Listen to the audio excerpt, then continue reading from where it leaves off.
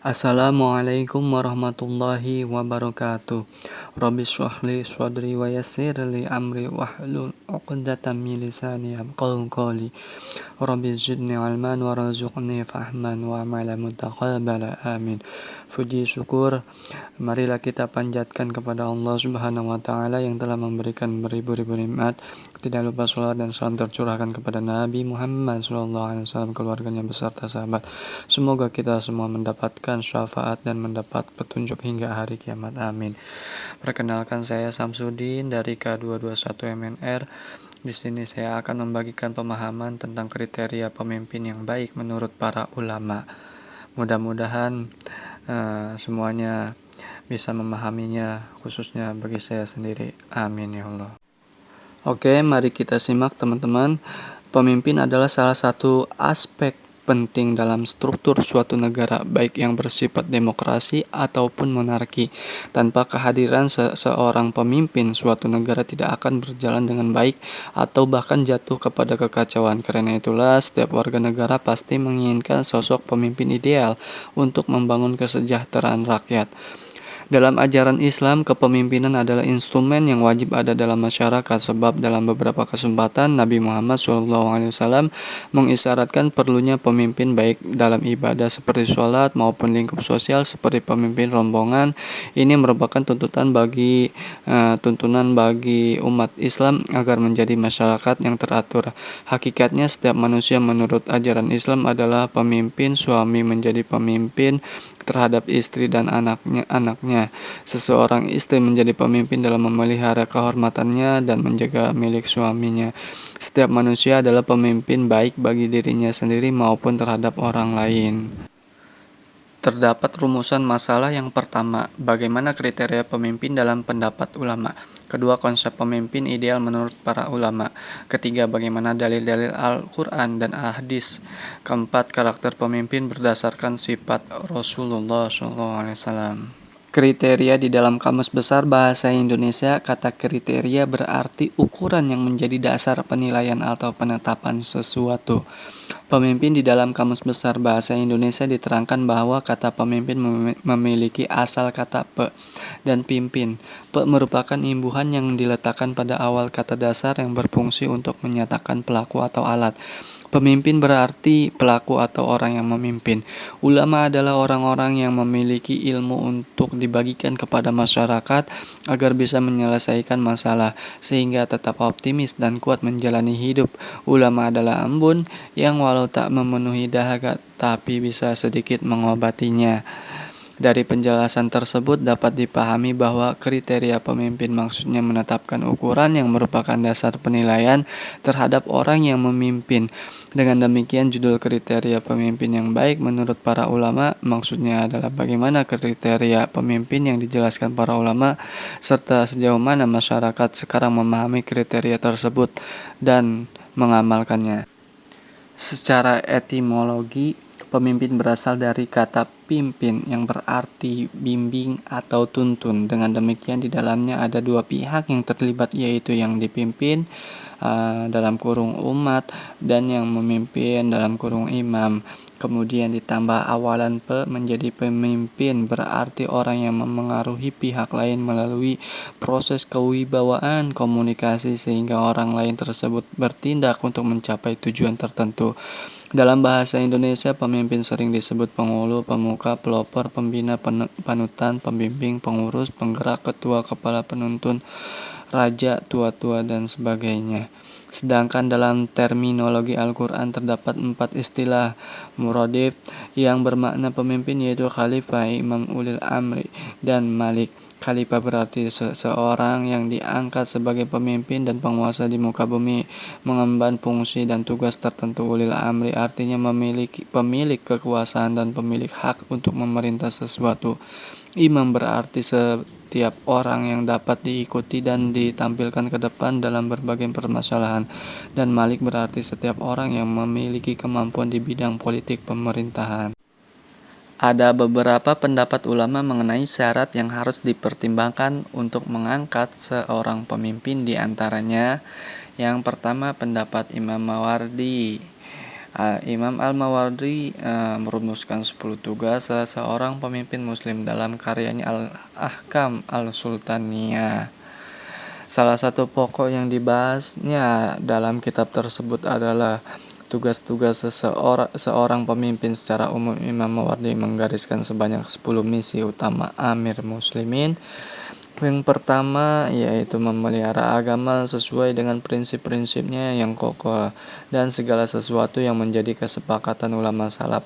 Jika muncul ahli ibadah atau ahli syubhat yang merusak citra agama, seorang imam harus mampu menegakkan hujah atau argumentasi di hadapannya, menerangkan kebenaran kepadanya, dan memberikan sanksi sesuai dengan hak dan hukum yang berlaku. Dengan begitu agama terbentengi dari upaya penyimpangan dan umat terhindar dari penyesatan. Kedua, memberlakukan hukum di antara dua pihak yang saling berselisih dan menghentikan permusuhan di antara dua pihak yang saling bertikai. Tujuannya adalah agar keadilan dapat ditegakkan secara merata sehingga orang zalim tidak berani bertindak sewenang-wenang dan orang teraniaya tidak semakin dibuat menderita. Ketiga, melindungi negara dan tempat-tempat umum dari kejahatan agar rakyat dapat mencari kehidupan dan berpergian dengan aman dari gangguan yang mengancam jiwa dan harta. Keempat, menegakkan hukum dengan tegas agar segala yang dilarang oleh Allah tidak mudah dilanggar dan memelihara hak-hak hambanya agar tidak mudah diselewengkan dan diremehkan. Kelima, melindungi wilayah perbatasan dengan benteng yang kokoh dan kuat dengan kekuatan yang tangguh sehingga musuh tidak mampu menemukan jalan masuk sedikit pun untuk menodai kehormatan, menumpahkan darah orang Islam dan muahid.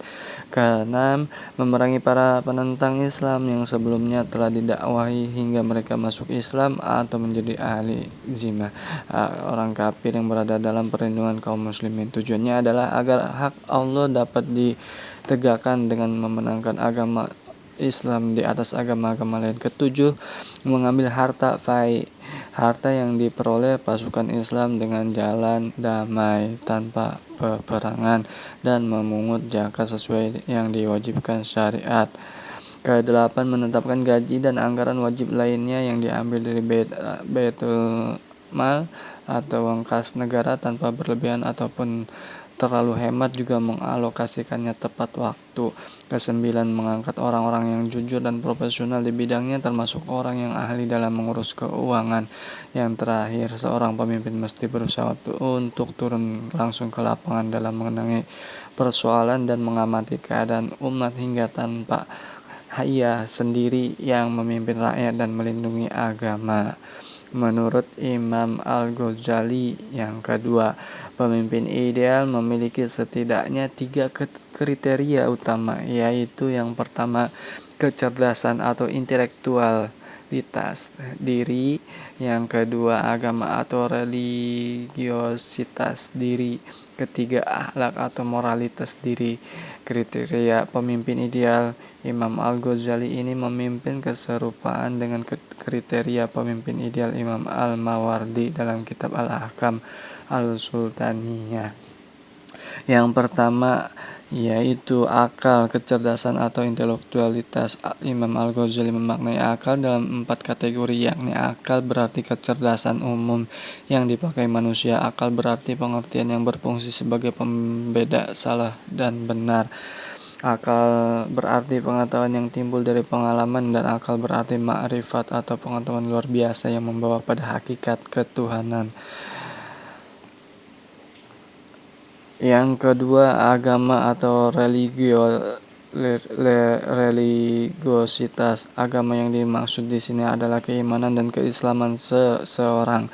Keimanan dapat dimanifestasikan dalam 2 aspek kehidupan, yakni yang pertama relasi erat individu dengan Allah melalui ibadah-ibadah yang bersifat individual, dan yang kedua relasi sosial yang diwujudkan dengan ragam kebaikan kepada sesama manusia.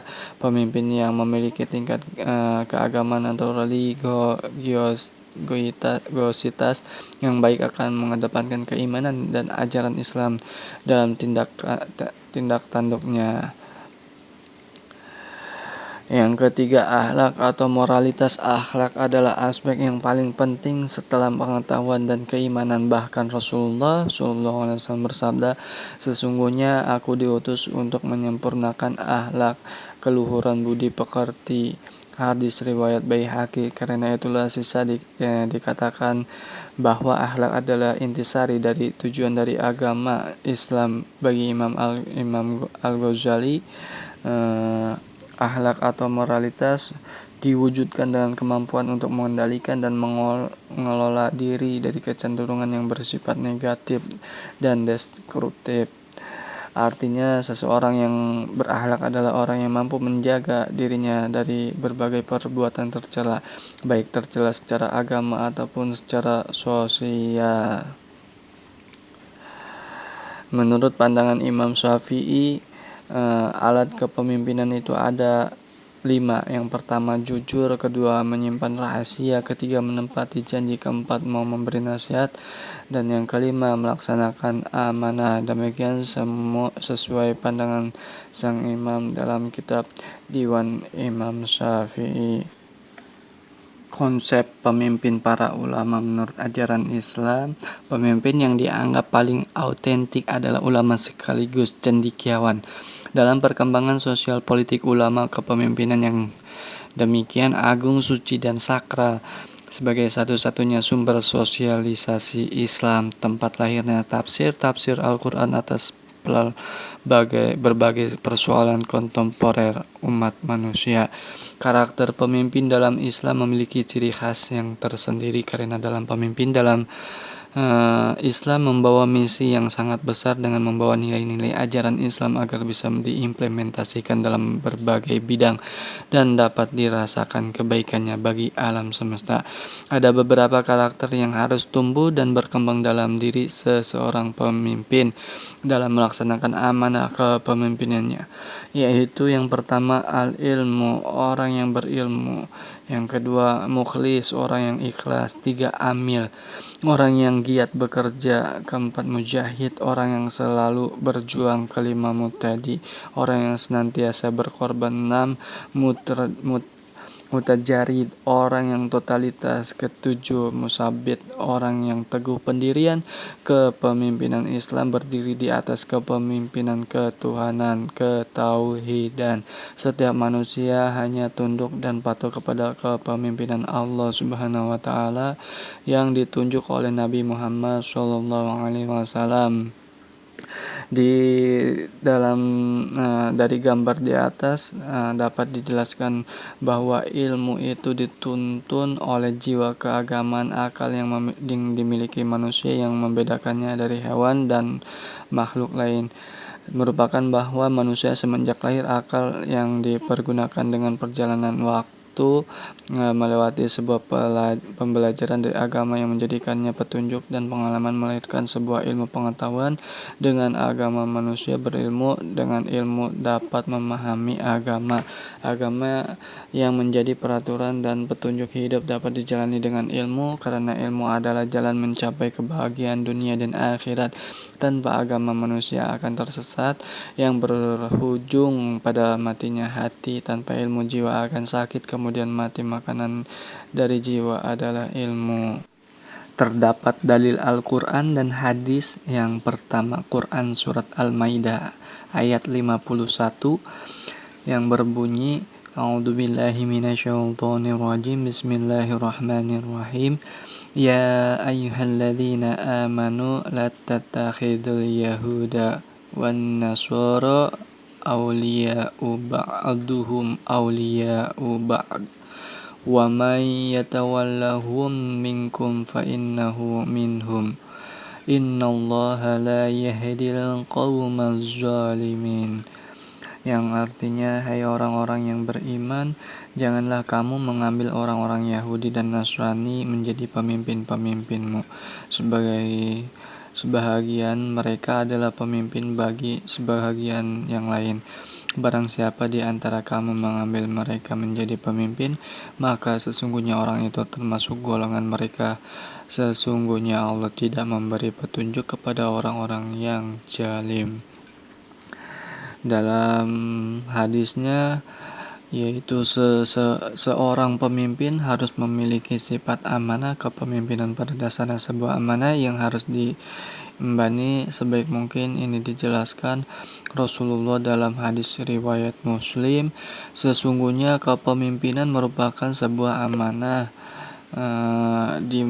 di mana kelak di hari kiamat akan mengakibatkan kerugian dan penyesalan kecuali mereka yang melaksanakannya dengan secara baik, serta dapat menjalankan amanahnya sebagai pemimpin. Hadis riwayat Muslim. Allah memerintahkan umat Islam, penguasa dan rakyat untuk selalu berlaku adil dalam setiap permasalahan, ucapan, pekerjaan, dan budi pekerti. Adil adalah asas pemerintah Islam. Banyak ayat yang berisi perintah Allah kepada kita untuk berlaku adil. Salah satu firman Allah yang berbunyi, sesungguhnya Allah menyuruh kamu menyampaikan amanat kepada yang berhak menerimanya dan menyuruh kamu apabila menetapkan hukum di antara manusia supaya kamu menetapkan dengan adil. Sesungguhnya Allah memberi pengajaran yang sebaik-baiknya kepada kamu. Sesungguhnya Allah adalah Maha mendengar lagi Maha melihat. Quran Surat An-Nisa ayat 58. Dalam hadisnya Ibnu Umar berkata, saya telah mendengar Rasulullah SAW bersabda, setiap orang adalah pemimpin dan akan diminta pertanggungjawaban atas kepemimpinannya. Seorang kepala negara akan diminta pertanggungjawaban perihal rakyat yang dipimpinnya. Seorang suami akan ditanya perihal keluarga yang dipimpinnya. Seorang istri yang memelihara rumah tangga suaminya akan ditanya perihal tanggung jawab dan tugasnya. Bahkan seorang pembantu atau pekerja rumah tangga yang bertugas memelihara barang milik majikannya juga akan ditanya dari hal yang dipimpinnya. Dan kamu sekalian pemimpin akan diminta pertanggungjawaban dari hal yang dipimpinnya. Hadis riwayat Bukhari dan Muslim. Karakter pemimpin berdasarkan sifat Rasulullah ada 4. Yang pertama sidik, kedua amanah, ketiga fatonah, dan keempat tabligh. Kesimpulannya, sosok pemimpin ideal yang dikonsepkan Imam Al-Ghazali adalah pemimpin yang tertanam dalam dirinya ilmu pengetahuan agama dan akhlak. Keseimbangan ilmu pengetahuan agama dan akhlak yang mampu membawa pemimpin menjadi pemimpin ideal. Apabila dari ilmu pengetahuan dengan agama ini ada yang mendominan, maka akhlak mulia tidak akan tumbuh. Bila pengetahuan dan agama terputus, akan menjadi kehancuran. Ketiga-tiga poin itu ada pada seorang pemimpin. Kejayaan, kemakmuran, kebahagiaan, kesejahteraan akan datang seperti masa jayanya Islam di masa Nabi Muhammad SAW. Agama tanpa ilmu pengetahuan yang menyebabkan bencana pada kepemimpinan. Iman dicapai melalui ilmu dan wawasan yang luas dan mendalam tanpa sikap batin. Perilaku lahiriah belum merupakan hal yang sejati dalam agama. Tanpa sikap batin yang kuat, pengalaman agama sehari-hari tidak mungkin memberikan dampak positif baik secara moral maupun sosial. Dalam kitab Ihya Ulumuddin, Imam Al-Ghazali berpesan, sesungguhnya kerusakan rakyat disebabkan oleh kerusakan para penguasanya, dan kerusakan penguasa disebabkan oleh kerusakan ulama, dan kerusakan ulama disebabkan oleh cinta harta dan kedudukan. Dan barang siapa dikuasai oleh ambisi duniawi, ia akan mampu mengurus rakyat kecil, apalagi penguasanya. Allah lah tempat meminta segala hal. Sekian dari saya, mohon maaf jika ada kata-kata yang kurang berkenan atau salah ucap. Saya minta mohon maaf yang sebesar-besarnya. Wassalamualaikum warahmatullahi wabarakatuh.